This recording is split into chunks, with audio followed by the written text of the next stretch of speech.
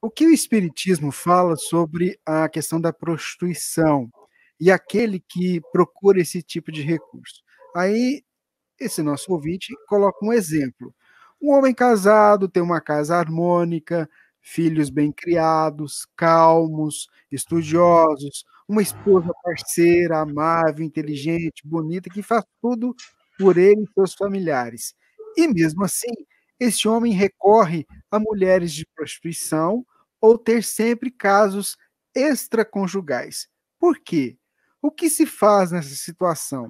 Ele sofre de obsessão, é deficiência moral, é doença psiquiátrica, pura promiscuidade, até quando lutar para ajudá-lo nessa evolução ou desistir e deixá-lo por sua conta e risco no mau uso do seu livre-arbítrio.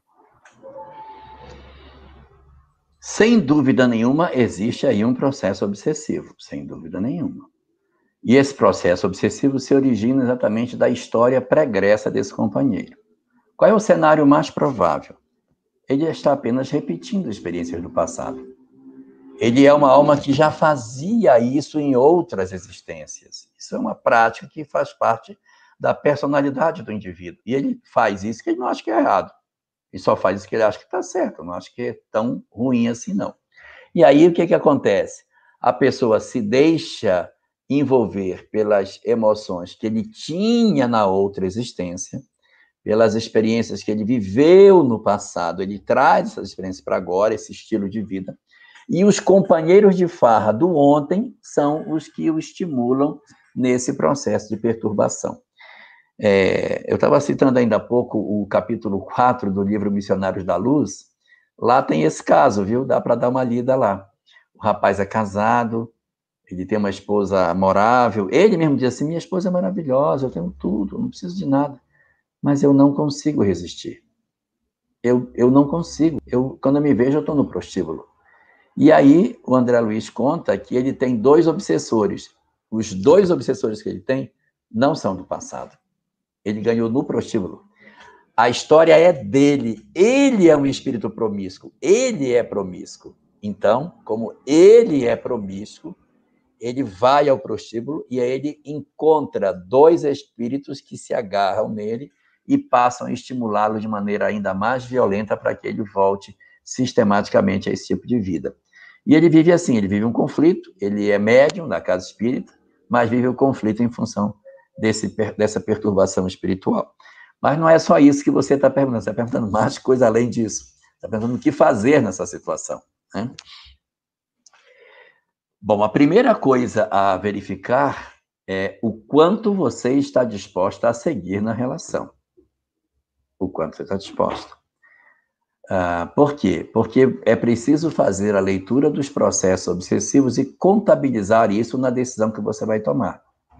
Até que ponto essa pessoa com quem você está, ela é assim ou ela está assim? Isso é por conta da perturbação que ela está sofrendo ou ela é, de raiz, alguém que tem promiscuidade dentro dela? Porque existem pessoas que passam por processo de perturbação e desenvolvem determinado tipo de comportamento que, afastado do fenômeno obsessivo, a pessoa melhora muito porque nela mesma não existe tanto impulso para determinadas práticas, mas há outros que eles são profundamente vinculados a um determinado tipo de experiência na área da sexualidade que, mesmo que afaste o obsessor, o indivíduo em si já traz o traço dessa personalidade nele, como sendo característica dele.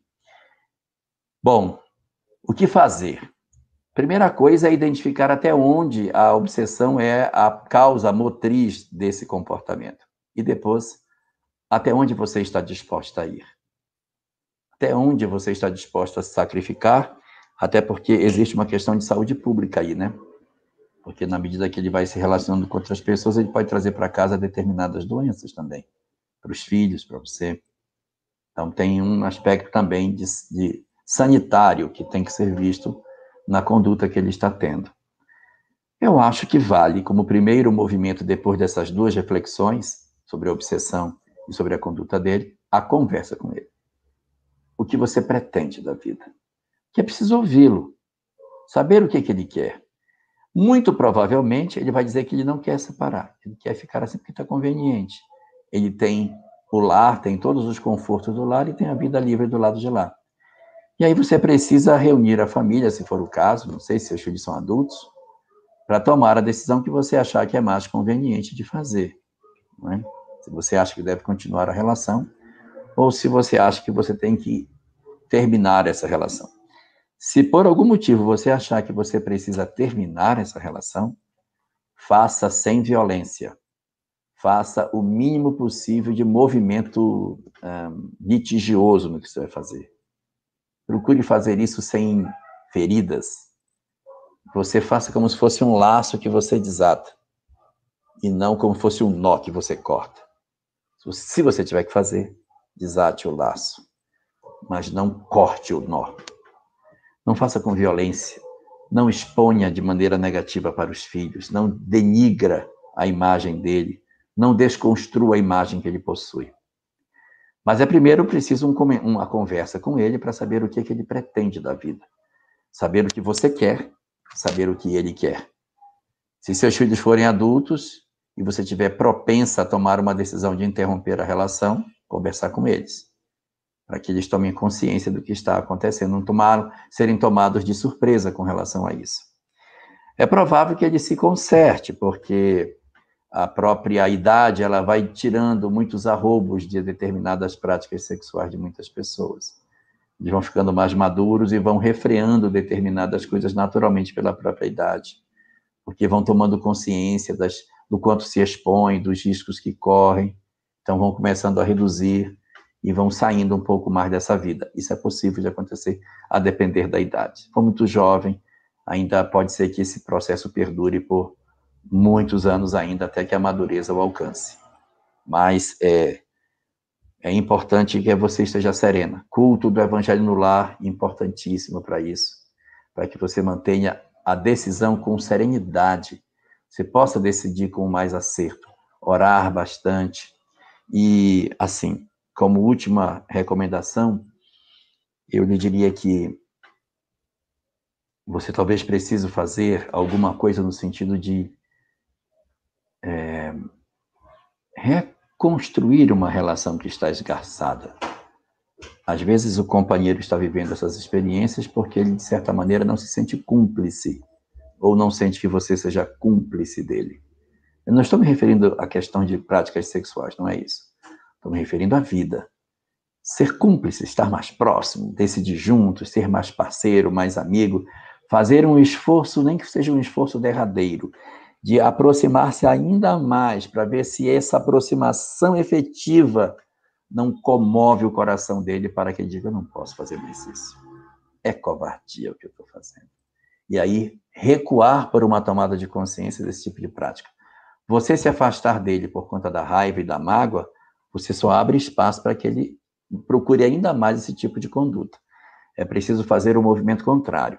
Então, fazer uma retomada da relação, fazer uma aproximação efetiva, pode ser uma estratégia que pode dar certo, porque você pode mexer no âmago dele em que ele diga, nossa, a minha esposa realmente é fantástica. Ela não merece isso que está acontecendo.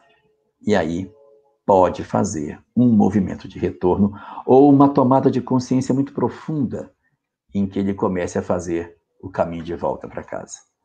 Essa ida de maneira efetiva para o resgate da relação, ela é muito importante, porque no livro da Esperança, no capítulo 76, quando Emmanuel trata uma página chamada Uniões de Prova, ele diz que antes de nós tentarmos a separação, você tem que ter investido tudo que você puder, para que amanhã a consciência não lhe cobre de não ter feito uma atitude que poderia talvez ter salvado a relação. Nessa ótica, portanto, vale o esforço de você fazer um movimento de ida na direção dele para que você diga, eu tentei todas as possibilidades e não deu certo. Só tome a decisão de abandonar a relação, de sair dela, se você tiver feito tudo que você puder para que amanhã a consciência não cobre você.